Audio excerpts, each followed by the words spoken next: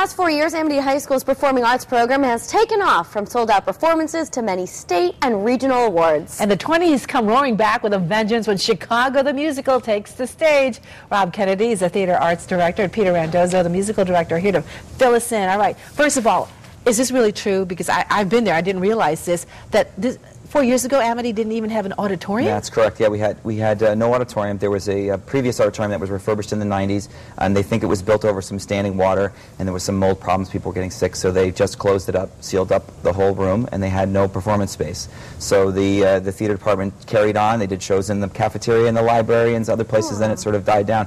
But then we had a new superintendent who decided that he thought the theater program should come back and build it back up. So he built us a brand new auditorium and full-time faculty.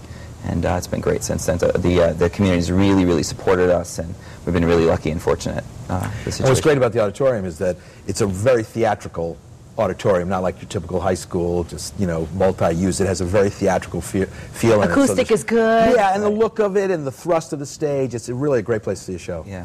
So last year you put on Les Miserables, and you got a number of awards and recognition for it. Tell us about that. Yeah, we entered the show into the second year of a competition called the Connecticut High School Music Theater Awards, and 20 schools from around the state, New Canaan and Stanford High School and Norwalk and the bigger schools. And they adjudicated, as professionals came to adjudicate all the shows, and then they nominated the students from there. And there was a number of categories, and we were nominated in 14 categories, which was really great, including Best Show and Best Actor. And so we won 4 of those awards. And one of our students, John George, went on to the national competitions called the National High School Music Theater Awards, which took place at NYU. And then they competed on Broadway. So they had a big performance on Broadway, on this Broadway stage. And John was the first runner-up, which was really great. And he got a full scholarship to a college. That's and, awesome. Yeah, and he's off at Point Park University in Pittsburgh. All right, now Peter, this year you guys are doing Chicago. Yes, indeed. How'd you guys choose this one? Well, he chose it. I'll be honest. It's his fault. Yeah, we always try to pick shows that are different every year, and one that's challenging not only for them but for us. And this year we have a lot of really talented young ladies, so we really wanted to showcase the ladies and showcase how well they can dance and sing. And of course, Chicago's a big show for especially the 2 ladies we have. Yeah, and any high school show, you have to base it around who you have and who's good for. So you try and, come up with a show you think will fit the talent that you have that particular year, We're actually seeing some video here of your students rehearsing. Yep, that's choreography. My wife actually is the choreographer and co-director of the show, so you'll see her telling the kids. So this is one of the rehearsals we had last week. How many students are involved? It looks like quite a few. There's about 45 kids in the cast. There's another 30 or 40 so on the crew. So it's a pretty big event. Yeah, are they pretty easy to direct? They're great kids. They're typical teenagers, and they do things that make you want to choke them sometimes. But we absolutely love them. I would have the greatest job in the world, and I'm so fortunate. So you guys collaborate together, don't you? We do, absolutely. Yeah, and it depends as far as the kids go. You have big difference between freshmen and seniors that have been in a lot of shows.